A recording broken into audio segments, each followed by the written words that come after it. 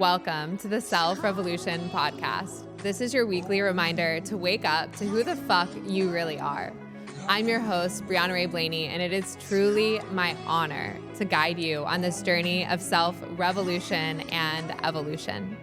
Join me as one by one, we collectively wake up to create a more harmonious, enlightened, and fulfilled world.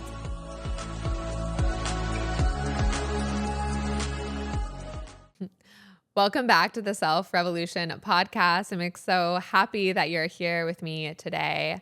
Have you ever felt like your days control you, or maybe there are days or weeks or months that go by and you're not exactly sure what's happened? Or maybe at the beginning of the summer, you set out really wanting to accomplish 2 to 3 things and somehow they still haven't managed to get done.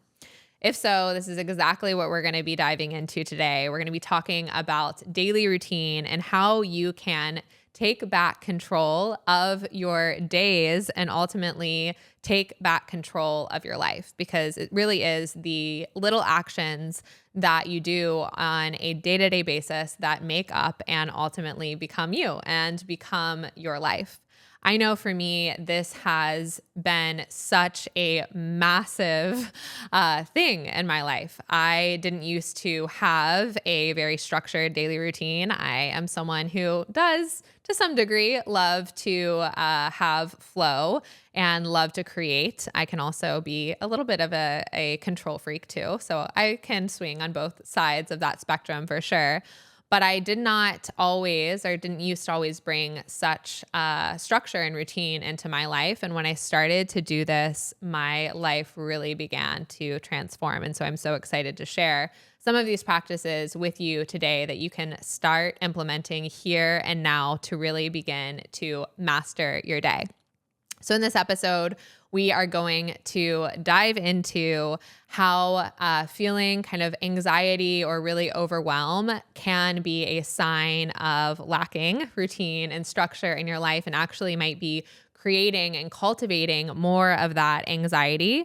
We're going to dive into the key principles of Dinacharya, which is Ayurvedic's view of daily routine. Dinacharya means daily activity. So we'll dive into the key principles around Dinacharya that you can begin implementing here and now. We'll talk about the importance of self-connection practices, some of my favorite morning and evening routines, and really leave you with a key takeaway, key action item, so that you can begin to really hone this in your daily life and continue to build on your daily routine so that you can consistently be bringing more kind of consciousness and awareness to your daily experience, and in turn, the meeting kind of the goals and things that you want to be accomplishing.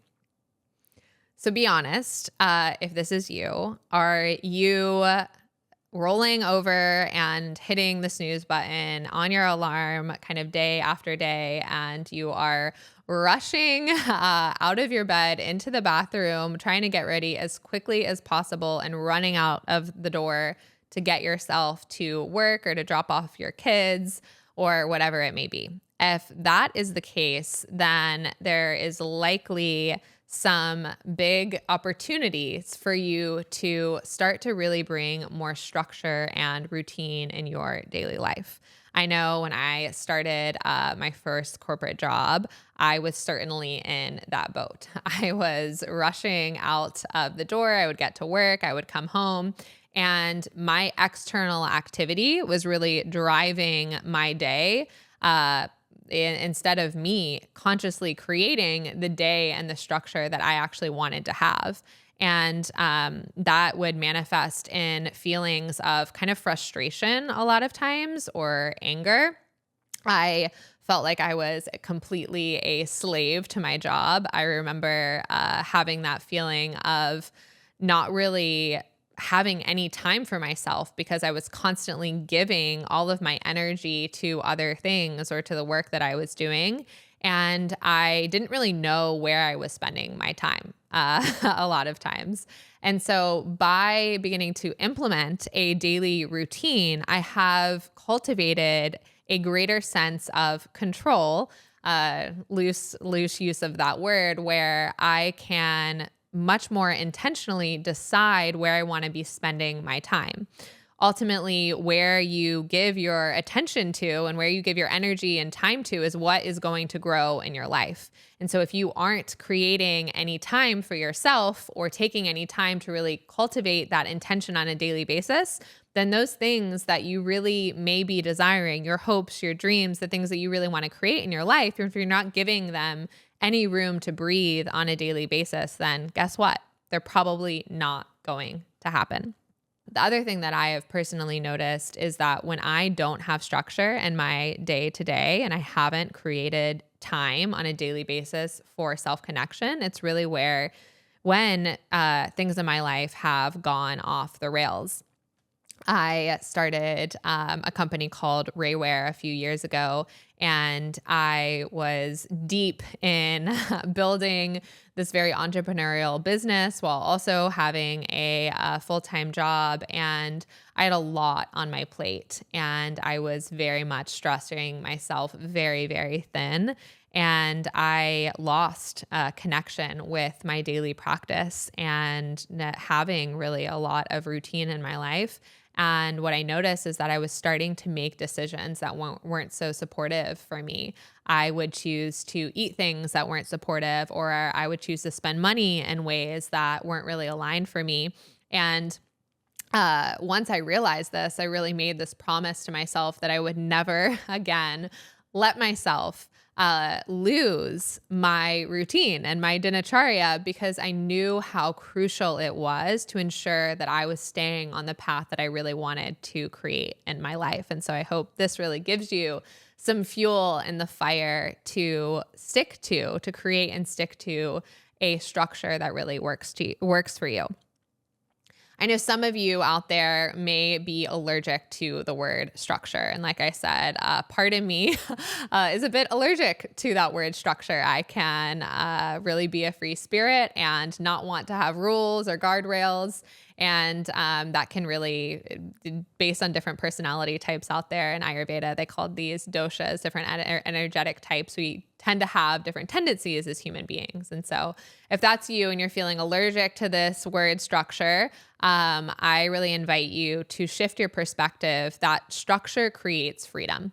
And that's what I have found in my day-to-day, is that by implementing this structure in life, you're actually allowing yourself more freedom to flow. Because if you are wasting your energy and giving yourself to things that aren't supportive to you, or you're not setting yourself up for success at the beginning of the day, then you actually have less freedom than you would have if you just stuck to the structure that you put in for yourself at the onset of the day. So how do we actually begin to do this? How do you start implementing this routine in your life? There are so many different sources of information out there around like the perfect daily routine and all of these tips and tricks that you can implement. And what I love about Ayurveda, the science of life, is that it really does bring it back to basics. You know, what are some of these first principles that you need to think about when you are actually cultivating a routine for yourself? So as I mentioned, the word Dinacharya is the Sanskrit word for daily routine. It means daily activity.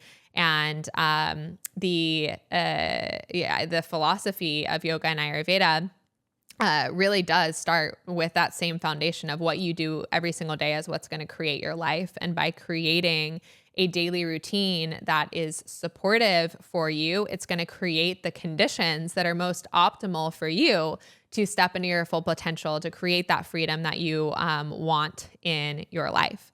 So what are some of these principles that you can use to start structuring your day? The first one that I think is incredibly important to remember is that you are unique. There is no one else in this world that is exactly like you. And so your routine might look different than everyone else's, and that's okay. So when you see all of these tips and tricks and all of the little Instagram reels that are telling you the next, the next best thing and the hottest thing and the latest fad to do, I invite you to really pause and reflect and ask yourself, is this actually supportive for me?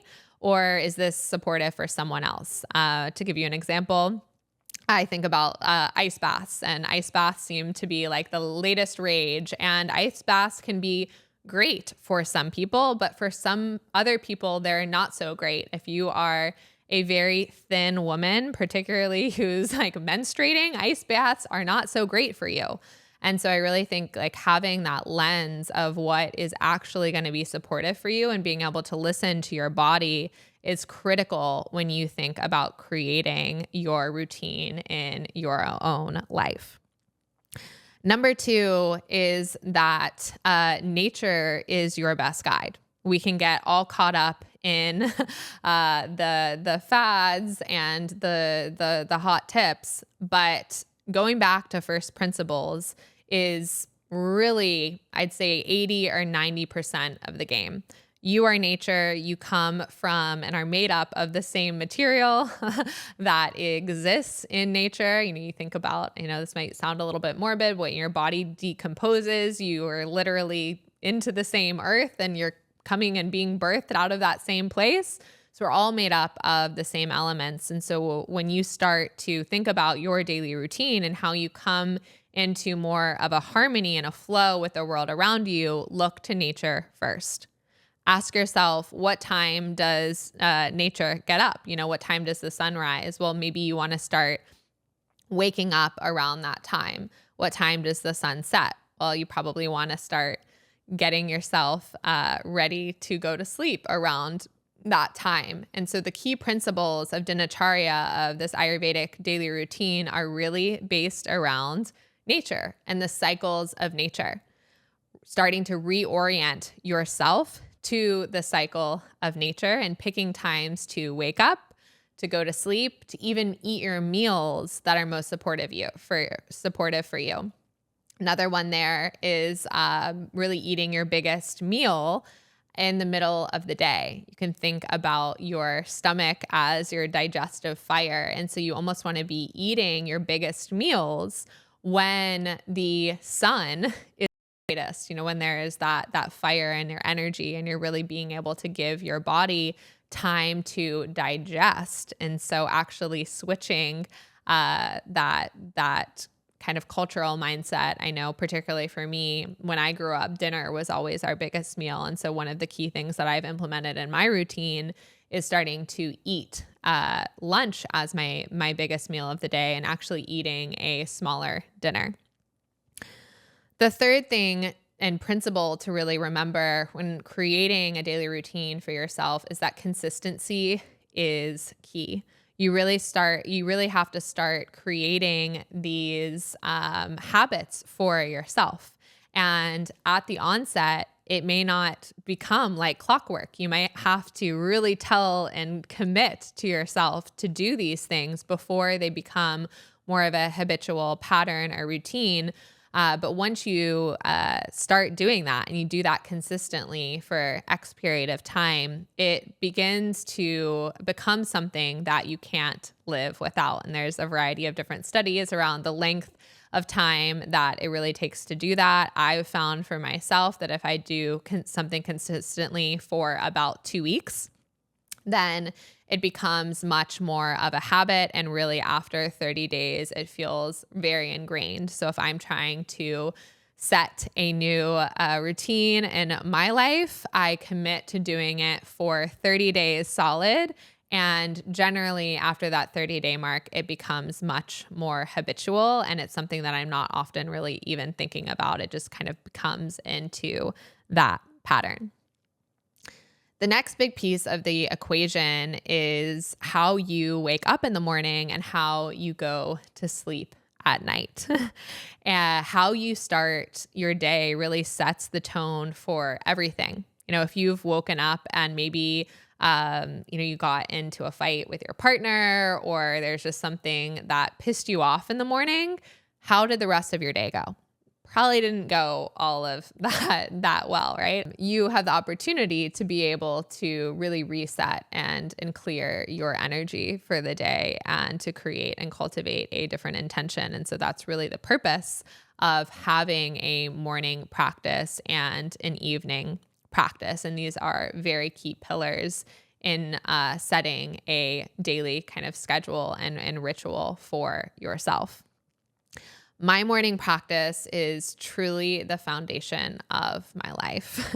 Michael, my partner, often jokes with me that like I can't live without it. And it's true. I really can't live without my morning practice. I mean, I can, but it has become something that I hold so, so dear to myself because I know what a massive impact it has on my life and it has on just my mood and the way I show up for others, and also the intentionality that I really bring to my work. And so it's something that I never want to give up, and I actually really do prioritize over everything else. And it didn't always used to be that way. Like I said at the beginning, I used to be rolling out of bed and just in the nick of time to get myself ready to go to work and get out of the door. So it did take some time for me to really start to build in time in my morning to create a morning practice. So how do you actually start to begin thinking about, hey, maybe you don't have a morning practice or you've done one in the past and it's something you're interested in really implementing in your life? How can you start to think about it? Well, the first thing I would say is to create some space. Having space in the morning, cultivating spaciousness is really key so that you're not feeling this pressure to already start your day in a place of kind of anxiety and stress. So waking up, maybe it's 30 minutes early, maybe it's an hour early, to give yourself some space to actually connect with yourself. The Sanskrit word for this daily self-connection practice is sadhana. And it really is this time where you can devote yourself to yourself or a higher consciousness or source. And it gives you that reset to be able to decide what you want to bring into your life that day. So what are some things that you could potentially create and put into your morning practice? Some of the things that I love to do is yoga, like a physical yoga practice or just gentle movement. I love to incorporate gentle breathing exercises, journaling, meditation. I also do some sound. You can also go on walks or dance. There's so many different ways to connect with yourself, and there's not one right or wrong way.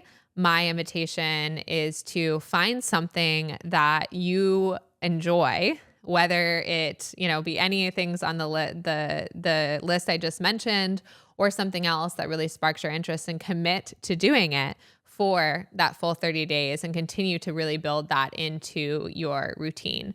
So for my morning practice, I generally set aside a full 45 minutes. I know that's not often, practical for everyone, and I didn't start there.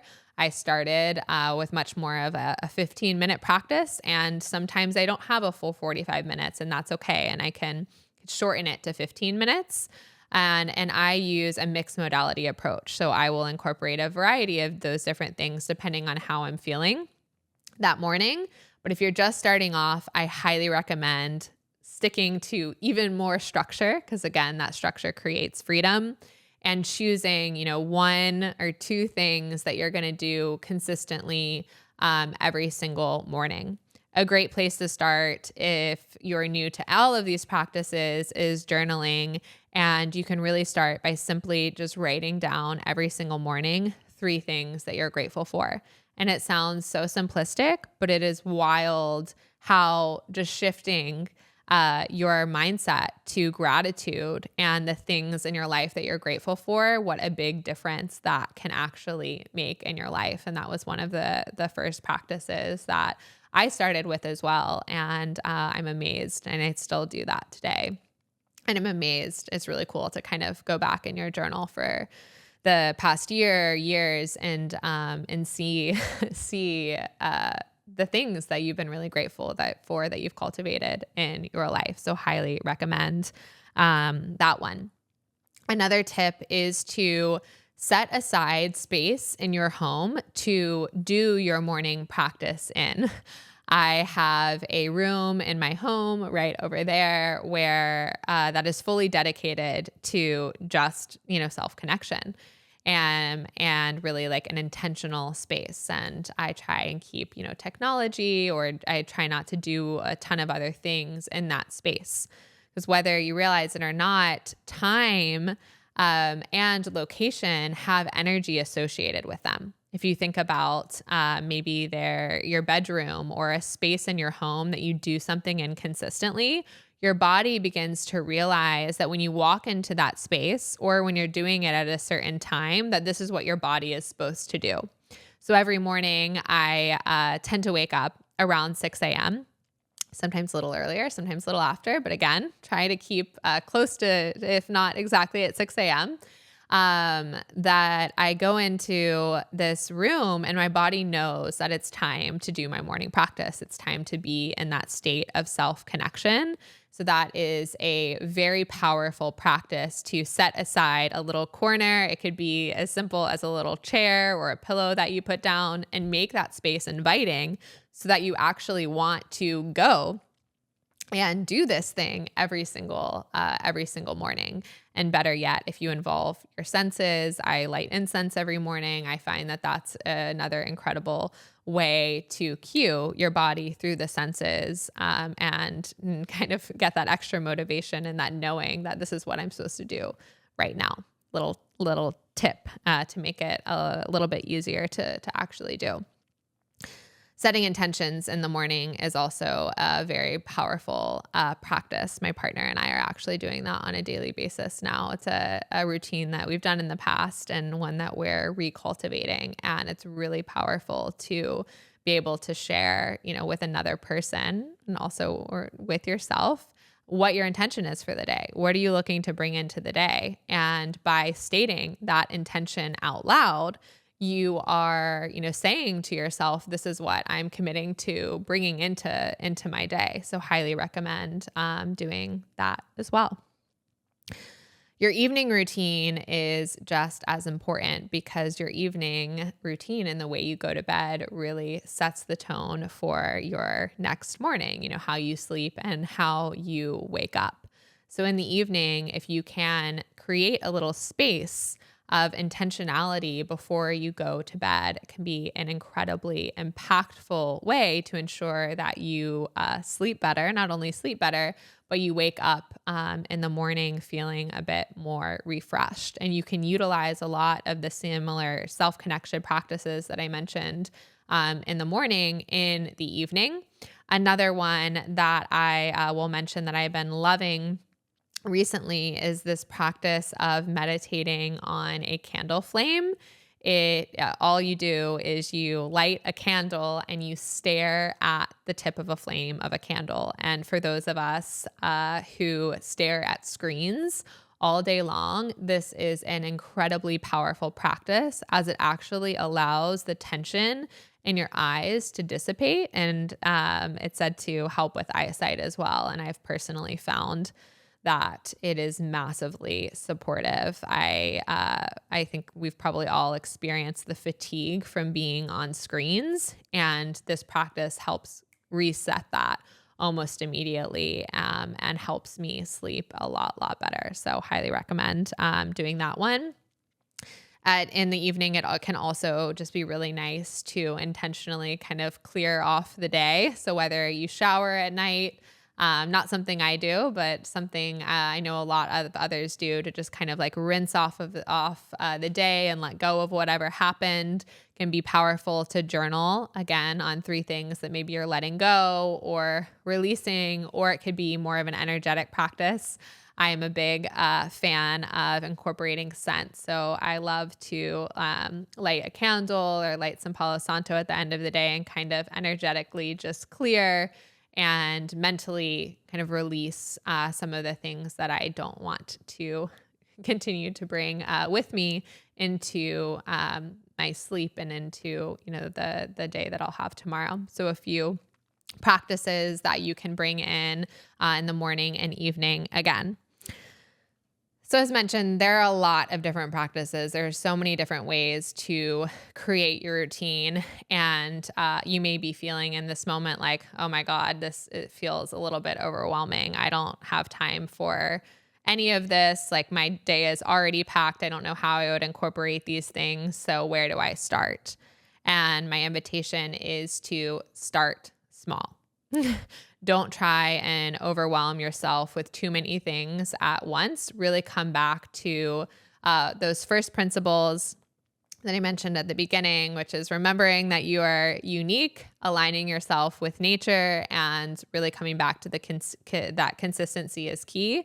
And on that point of consistency is key is that you don't want to overwhelm yourself with your daily routine, particularly off of the bat, and not be able to do it consistently, because that's going to build a lack of self-trust. If we tell ourselves and commit to doing something and we don't do it, then that starts to kind of eat at and undermine our knowing and trusting that we actually are going to do the things that we say we're going to do in our lives. So I highly recommend choosing to start small and building that trust and consistency before you add other things in. So number one, write down your current daily routine. And maybe there is no routine or no structure, which is totally fine. Just acknowledge that and release that.